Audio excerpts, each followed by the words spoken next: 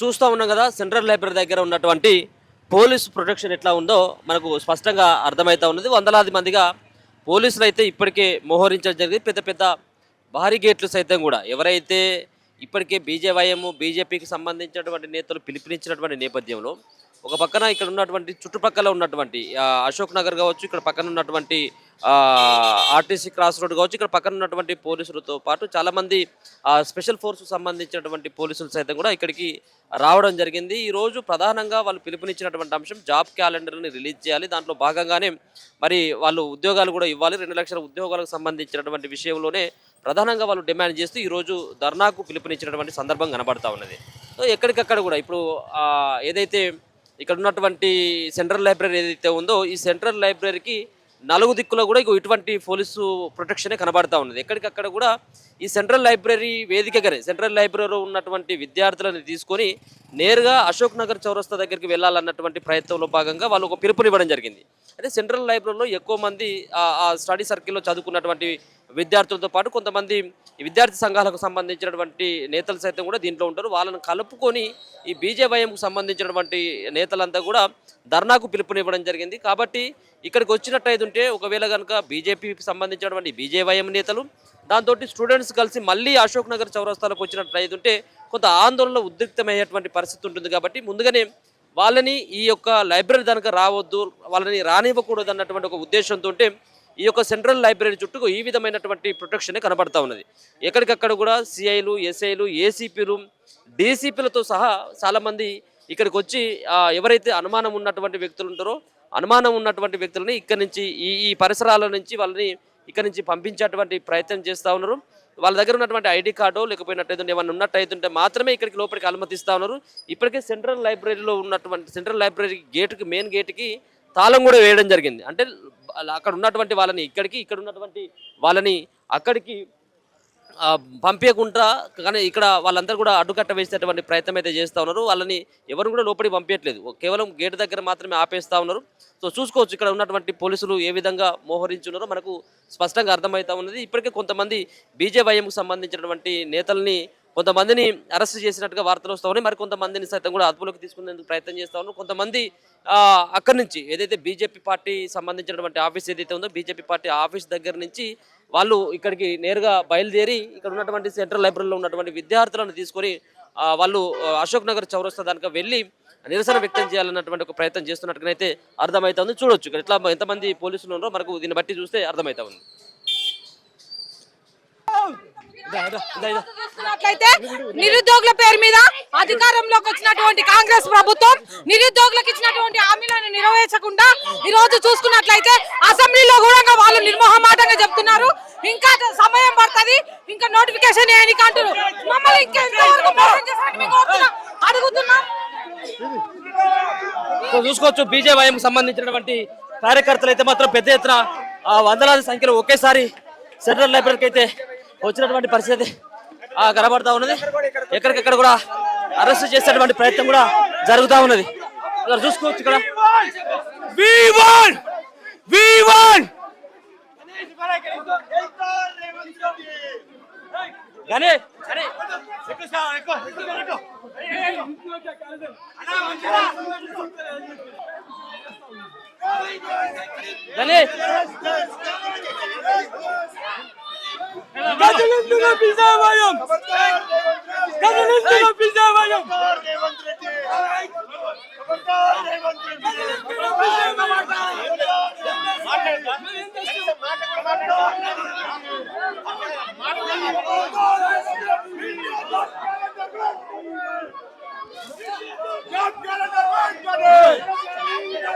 Job calendar వెంటనే నిరుద్యోగులపై lathi charge.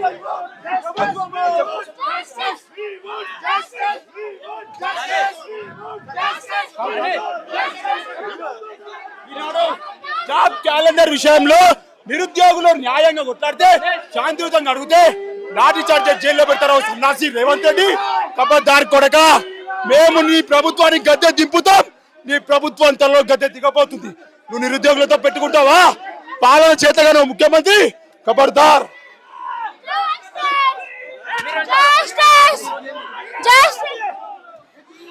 నిరుద్యోగుల పైన ఈ కాంగ్రెస్ కక్షపూరితమైన చర్యలు చూపిస్తూ ఉంది.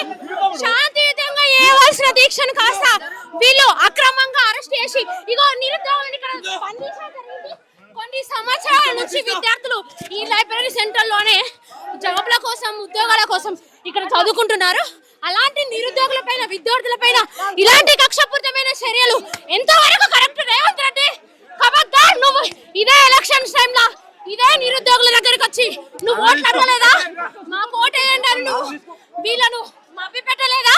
నీకు సిగ్గుండాలి కొంచెమైనా. ఇప్పటి వరకు ఎన్ని ఉద్యోగాలు రిలీజ్ చేసావో, ఎంత మందికి ఉద్యోగాలు ఇచ్చావో కొంతమంది ఆశ ఉందా? ఎంతసేపు నిధులు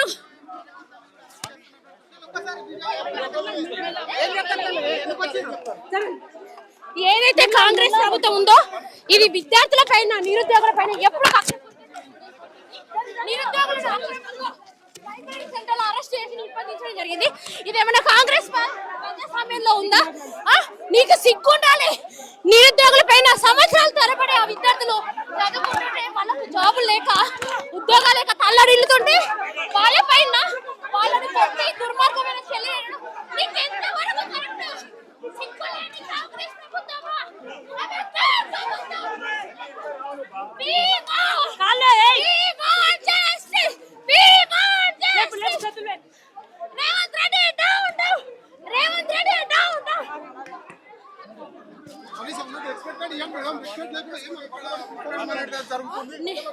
రెండు సంవత్సరాలు అవుతుంది. 2 సంవత్సరాల నుంచి విద్యార్థులకు రైట్ చూసుకోవచ్చు. ఇక్కడ ఉన్నటువంటి బీజేవైఎం సంబంధించినటువంటి కార్యకర్తలను అయితే కూడా వీళ్ళందరినీ కూడా ఇక్కడ నుంచి తరలించేటువంటి ఆ ప్రయత్నం ఏదైతే ఏం చెప్పారు ఈ రోజు ఏదైతే రేవంత్ రెడ్డి నిరుద్యోగుల వృద్ధి ఇస్తా అని ఏదైతే హామీ ఇచ్చినాడో ఇంతవరకు అది నిర్వహించలే. అలానే మనం ఏదైతే మొన్న ఏదైతే శాంతియుతంగా నిరసన తెలియడానికి మన వెళ్తే నిరుద్యోగులు వాళ్ళ మీద లాఠీ చార్జ్ చేయడం జరిగింది. దాని కారణం వల్ల ఈ రోజు మేము బీజేపీ రాష్ట్ర మా అధ్యక్షుడు గణేష్ కోడే అందరికీ నమస్తే. ఇది ప్రజాప్రభుత్వం అంటాడు కానీ రేవంత్ రెడ్డి ప్రజాప్రభుత్వం కాదు, పోలీసుల ప్రభుత్వం. ఈ పోలీసులతోని ఇంకా ఎంతవరకు ఈ ప్రజలని అణిచివేయాలని చూస్తారని నేను అడుగుతున్నానండి. ఇక్కడ నిరుద్యోగుల సమస్యలను పరిష్కరించకుండా ఇంకా ఎన్ని రోజులు నిరుద్యోగులను బాధ పెడతారు. ఇక్కడ మీరు చూసుకున్నట్లయితే లైబ్రరీలో తిండి లేక చదువుతారు. వీళ్ళందరి బాధలను ఆయన ఒక బాధలు కావా? నిరుద్యోగుల సైతం కూడా పోలీసులు కూడా లాకారంతో తిట్టినటువంటి కూడా చూసినాం మనం. అది ఎట్లా చూస్తారు? అవునండి, ఈ యొక్క పోలీసులు ఇది ప్రజాప్రభుత్వం అంటారు. ఇది ప్రజాప్రభుత్వం కాదు, ఒక టైర్కి ఇది ఒక ముసలిని తలపించే విధంగా ఈ ప్రభుత్వం ఉంది. అసలు మీరు అసెంబ్లీలో కూడా చూసినా అండి, అసలు అసెంబ్లీలో ఆ మంత్రులు ఇంకా సమయం పడుతుంది అంటారు. మా పేరు మీద అధికారంలోకి వచ్చి ఇంకా మీకు లేట్ అయితే మీ జాబ్లు ఏమని నిర్మోహమాటంగా చెప్తారు. మాతోనే ఈ రోజు ప్రభుత్వంలోకి వచ్చినటువంటి వాళ్ళు. సో బీజేవైఎం ఈ యొక్క కాంగ్రెస్ ప్రభుత్వాన్ని పొందడానికి ముందడిగేస్తుందని నేను చెప్తున్నానండి. తిట్టాడు, అందరికి మహిళల మీద కూడా లాఠీ చార్జ్ చేయమని పంపిస్తున్నాడు. ఈ పోలీసు ఎవడైతే మహిళల మీద లాఠీ చార్జ్ చేశారో అలాగే అనుచిత వ్యాఖ్యలు చేశారో వాళ్ళని వెంటనే సస్పెండ్ చేయాలి. రేవంత్ రెడ్డి ఏ విద్యార్థులైతే నీకు అధికారంలోకి తెచ్చారో రాబోయే రోజుల్లో అదే విద్యార్థులు నిన్ను ప్రభుత్వాన్ని పొందగట్టకపోతే ఈ రోజు విద్యార్థులందరూ పేరు మీద అధికారంలోకి వచ్చిండు. ఆయన జాబ్ వస్తే సరిపోతుందా? నిరుద్యోగులకు కొత్త జాబ్ మీరు కూడా కొట్లాడితేనే జాబ్ వచ్చింది. ఒక 5 నిమిషాలు మాట్లాడతాను నిరుద్యోగుల తరపున, ఓకేనా? నిరుద్యోగులు జాబ్ ఇప్పించడం, మా నిరుద్యోగులకు జాబ్ వద్దా? అసెంబ్లీలో చూసుకున్నట్లయితే ప్రజల ద్వారా ఎన్నికైనటువంటి మంత్రులు ఈ రోజు నిర్లక్ష్యంగా మాట్లాడుతున్నారు. ఇంకా జాబులు ఎన్నికే సమయం పడుతుంది అంటారు. ఏ సమయం అయ్యండి? వాళ్ళకి మీ జాబులు ఇవ్వలేదా? మాకు జాబులు వద్దా? మా తల్లిదండ్రులకు మేము న్యాయం చేయొద్దా? మమ్మల్ని ఇంత పెంచి పోషించిన వాళ్ళకు ఈ రోజు త్వరలో అని చెప్పలేదు బన్నసి శ్రీధర్ బాబు. ఇంకా సమయం పడుతుందంట. ఆయన కోసం మేము కొట్లాడలేదా? ఆయన మీకు గెలిపించలేదా? మాకు ఇప్పుడు ఉద్యోగాలు వద్దా?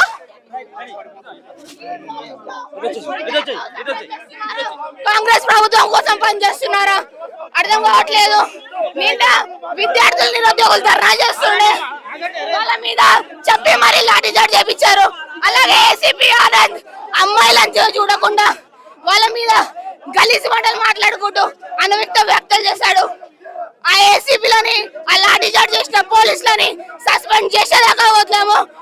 ఏ అధికారాలు అయితే ఇచ్చి ప్రభుత్వం తెప్పించుకున్నావో, అధికారంలోకి వచ్చావో, ఆ హామీలు పూర్తి చేసేదాకా నిన్ను వదిలాము. నిన్ను రాబోయే రోజుల్లో ఈ విద్యార్థులు, నిరుద్యోగులు తెలంగాణ పక్షాన భారతీయ జనతా పార్టీ నించుంటుంది. భారతీయ యువ మోర్చా, భారతీయ జనతా యువ మోర్చా వాళ్ళకి న్యాయం చేసే వరకు నిన్ను వదిలాము. ఖబర్దార్ రేవంత్ రెడ్డి, ఖబర్దార్ కాంగ్రెస్ ప్రభుత్వం, విజయవయం జిందాబాద్.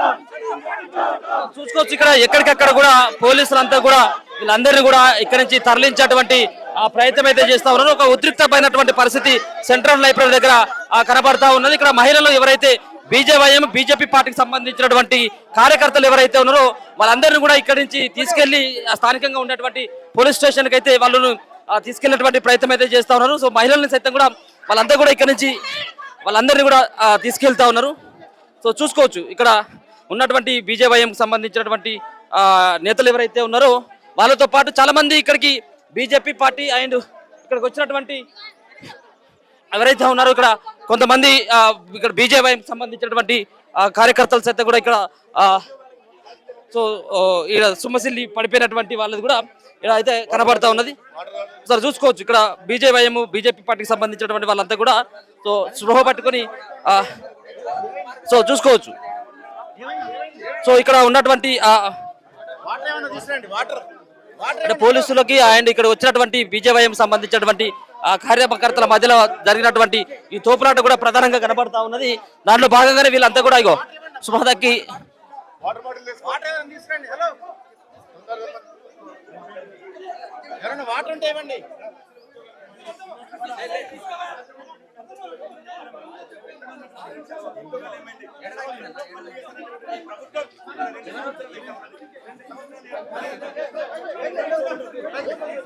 కానీ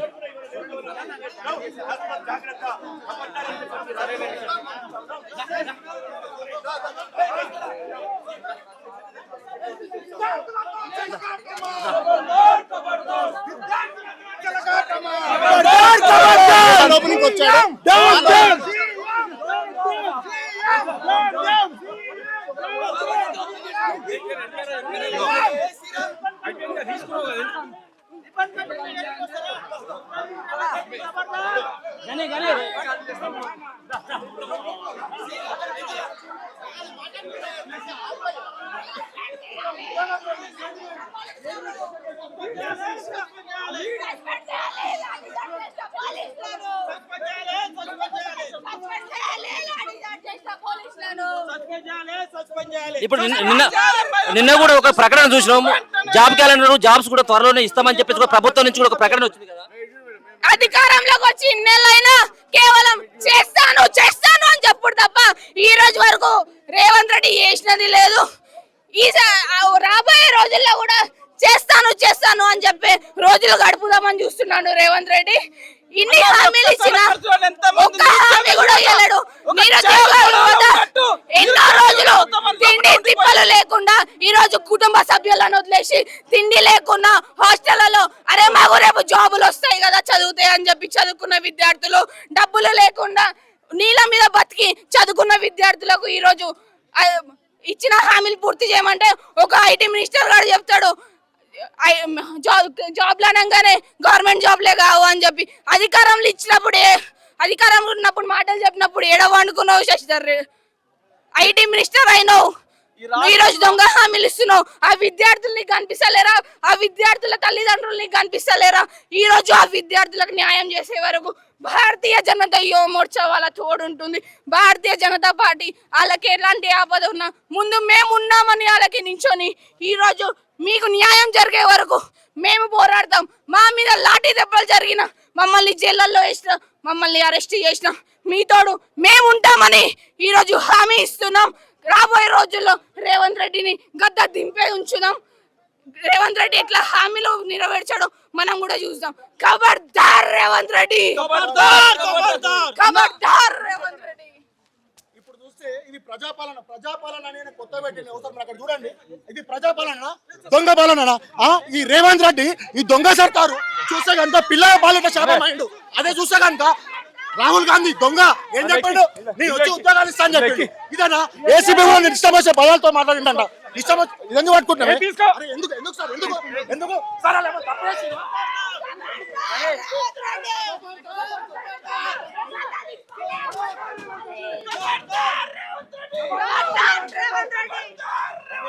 ఖబర్దార్ రేవంత్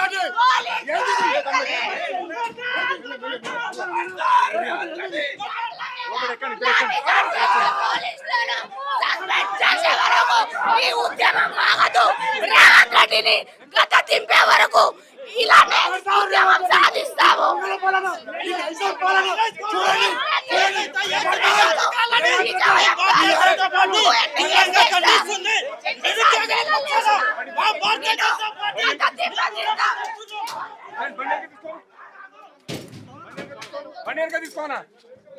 కానీ కొంచెం ముందుకు ఇక్కడ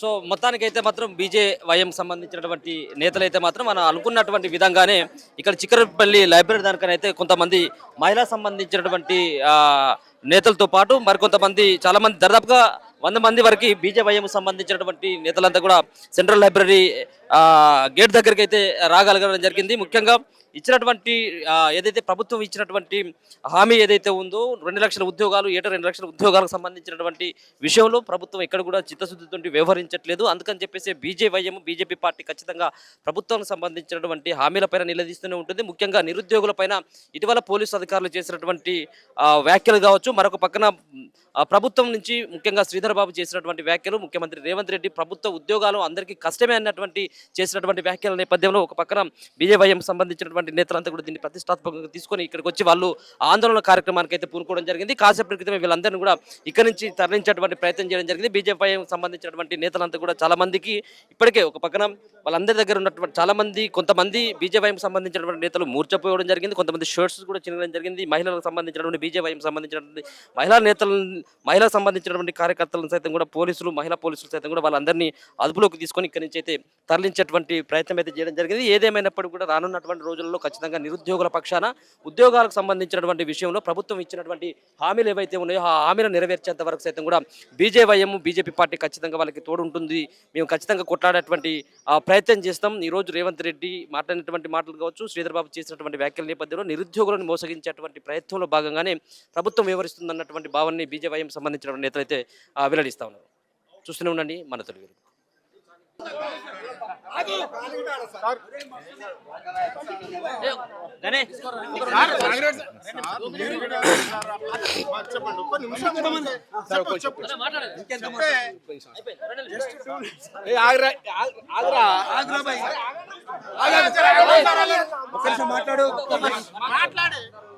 ఈరోజు విద్యార్థుల పక్షాన భారతీయ జనతా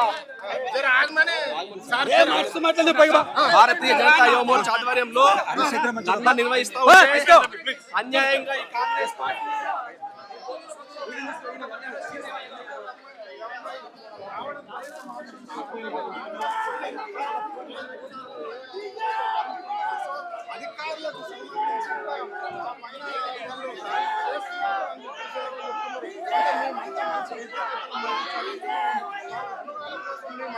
ఇంత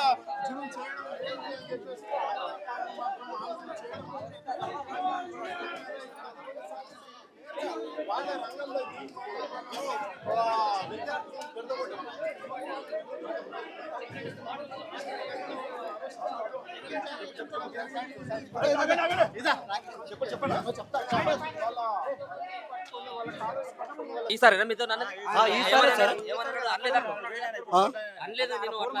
సార్, ఆల్రెడీ మేము అబద్ధపు చెప్తే ఆల్రెడీ టెలికాస్ట్ అయింది కదా సార్. అందులో చూడొచ్చు మీరు ఏంటని ఏం మాట్లాడారు అనేది.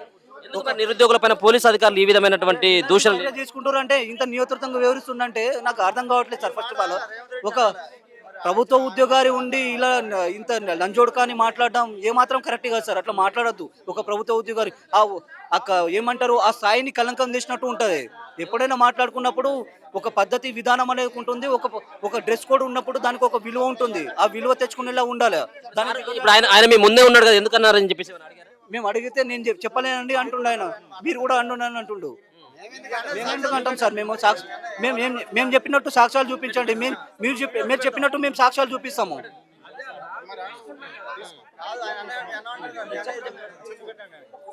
నేను ఒకటే చెప్పదలుచుకున్నా అన్న, ఏంటంటే గవర్నమెంట్ ఇంత అగ్నెస్ట్ గా వ్యవహరిస్తుందంటే నేను అసలు ఇంత గతంలో కూడా ఇంత ఉమ్మడి ఆంధ్రప్రదేశ్ లో కూడా ఇంత వ్యవహరించలేకపోతుంది. ఇప్పుడు ఏంటంటే పోలీసులు నియంత్రణ వాళ్ళు వేసేసారు. పోలీసులు ఎందుకు ఏంటో మరి మేమంట సీరియస్ హాస్పిటల్ గా అనిపిస్తలేమంట. మేమందరూ అంటే ప్రభుత్వ పార్టీకి సంబంధించిన క్యాండిడేట్లు అనిపిస్తున్నామంట పోలీసు సార్లకు. ఏం చేస్తాం ఇక? అవును. మరి ఈ వ్యాఖ్యలు నేను ఉపసంహరించుకోమని చెప్పి ఏమన్నా అన్నారా లేకపోతే ఏంటి? మేము ఒకటే చెప్పదలుచుకున్నాను, అంత ప్రభుత్వ ఉద్యోగారే అంత హుందాతనమైన పొజిషన్లో ఉన్న క్యాండిడేట్ పర్సన్ అలాంటి వ్యాఖ్యలు చేయడం ఏ మాత్రం కరెక్ట్ గా అసలు కూడా చేయొద్దు. అసలు ఆ కలంకం తెచ్చినట్టు ఎక్కువ అయిపోయింది. కొట్టండి, ఒక లాఠీతో కొట్టేసేయండి, తప్పే లేదు మాకు. కానీ అంత పెద్ద వర్డ్ ఉపయోగించడం వల్ల మాకు బాధ అనిపించింది. అది ఫస్ట్ ఆఫ్ ఆల్ అంత పెద్ద బాధ ఏంటంటే ఒక ఏసీపీ స్థానంలో చేయడం చెప్పడం ఏ మాత్రం కరెక్ట్ కాదు.